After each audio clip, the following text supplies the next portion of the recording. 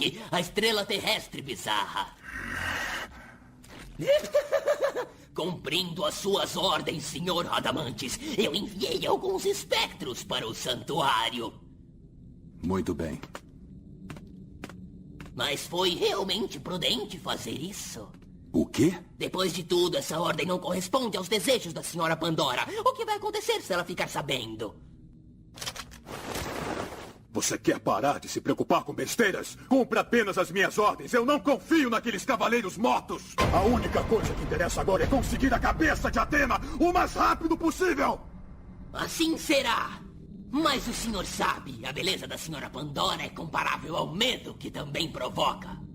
Eu só fiquei um pouco preocupado pelo senhor. Como o senhor mesmo disse, nós não podemos confiar nesses cavaleiros mortos.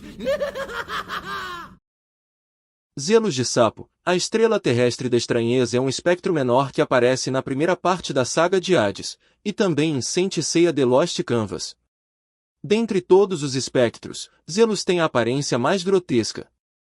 Ele tem um físico particularmente desagradável e vagueia pelo chão movendo-se como um sapo, embora isso não o impeça de se levantar para lutar. Seu rosto está deformado, fazendo-o parecer ainda mais um sapo. Em The Lost Canvas, sua primeira aparição foi 10 anos antes da aventura principal, na América do Norte. Um grupo de espectros liderado por Radamantes foi encarregado de derrotar Elias, o Cavaleiro de Ouro de Leão, e matar os habitantes que vivem nas terras vizinhas. Elias está sentado na praça da vila quando os guardas esqueletos chegam guiados por Zelos. O espectro pergunta ao Cavaleiro de Ouro onde estão as pessoas da aldeia. Pandora de fato ordenou que matassem todos eles, incluindo mulheres e crianças. Zelos diz que a superfície da terra em breve retornará às tropas imortais de Hades. Neste momento ele usa o relâmpago de plasma que varre todos os soldados esqueletos ao redor. Zelos não entende o que está acontecendo, apenas viu um raio de luz. Elias diz que a imortalidade nem sempre é uma coisa boa. Os espectros não respeitam o ciclo da vida e merecem apenas voltar ao pó. Elias então derrota Zelos facilmente. Como os espectros são imortais, Zelos voltará à vida mais tarde. Alone é reconhecido como Hades, e logo após a morte de Tema de Pégaso, ele convoca os espectros à Catedral de Hades. Podemos ver Zelos entre eles. Com o passar do tempo, Pandora incumbe os assassinos Vinder do Morcego, e Cube de Dullahan, de matar o Cavaleiro Pégaso, porém os dois espectros são derrotados por Asgard de Touro, que também morre no confronto. O chão está completamente destruído e Cube pulverizado, mas Zelos emerge do chão, tendo escapado por pouco do golpe final de Asgard. Ele está encantado ao ver que o caminho agora está livre para ele sozinho. Ele zomba de Vimber e Cube que foram mortos. Zelos, satisfeito ao ver que toda a glória será dele, golpeia o corpo de Asgard, ainda em pé, para fazê-lo cair. De repente, chamas negras o envolvem. Ele primeiro pensa que se trata de um cavaleiro, mas percebe que essas chamas são as de Cagarro de Bennu, que está presente e insatisfeito.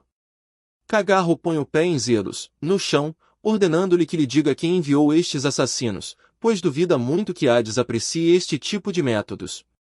Zelos, frustrado ao ver que a glória corre o risco de lhe escapar, recusa-se a responder. Porém, ele muda de ideia quando Cagarro aumenta a pressão em seu corpo, e admite que as ordens vieram de Pandora. Ele acrescenta que Hades não está ciente, e está muito ocupado criando a tela perdida.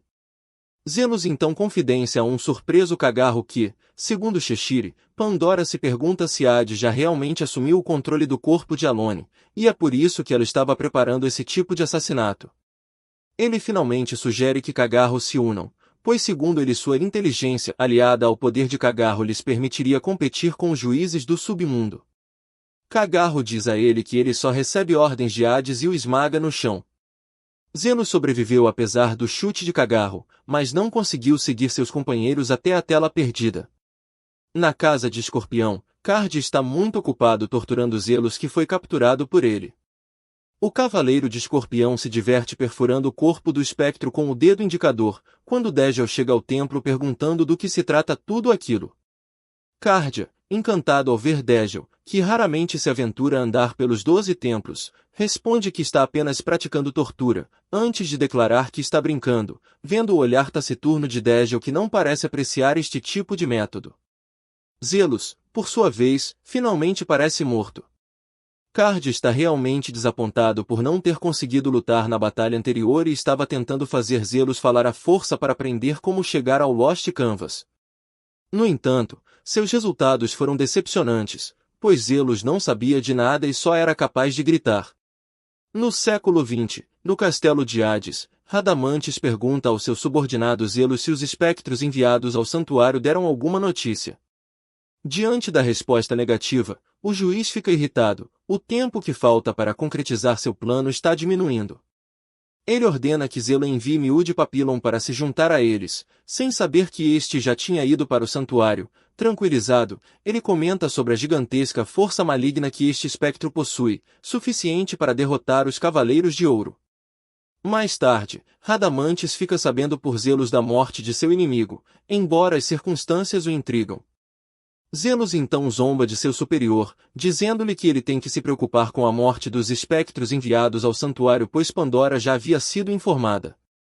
Entendendo que seu subordinado não segurou a língua, o juiz parte ao encontro de Pandora. Ela pergunta se ele pretende desobedecer às ordens de seu deus e Radamantes se desculpa. No entanto, Pandora ataca o espectro com seu cosmos, perdoando-o apenas por causa de seu status como juiz. Radamantes agradece enquanto Zelos observa a cena com desdém.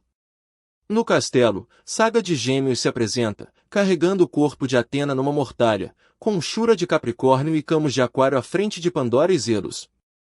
A regente do inferno os parabeniza e pede para ver o rosto de seu falecido inimigo. No entanto, os renegados querem mostrar o cadáver pessoalmente ao senhor do submundo, o que Pandora recusa veementemente, antes de ordenar que Zelos revele ele mesmo o conteúdo da mortalha, contendo apenas um sangue, o que não constitui prova segundo Pandora que exige saber onde está o corpo.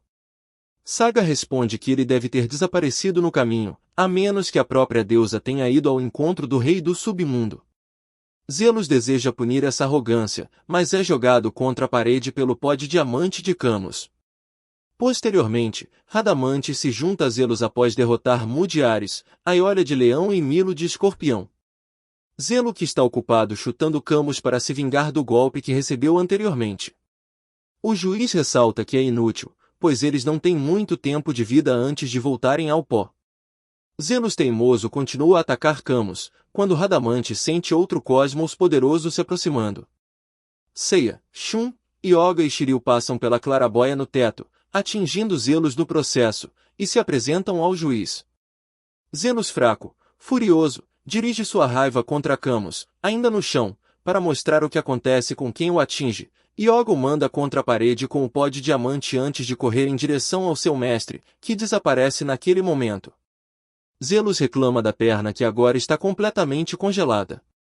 Radamantes o aconselha a deixar os jovens cavaleiros, pois eles têm ordens de voltar para o submundo.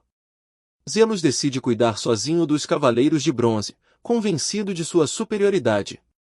Yoga informa que Camus era seu mestre e lança novamente o pó de diamante.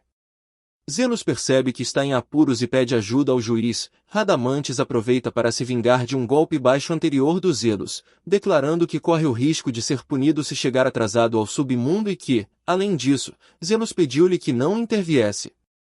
Zelos se resigna a atacar, e o Cavaleiro de Cisne lança o ataque de seu mestre contra ele como um presente de despedida, a execução Aurora.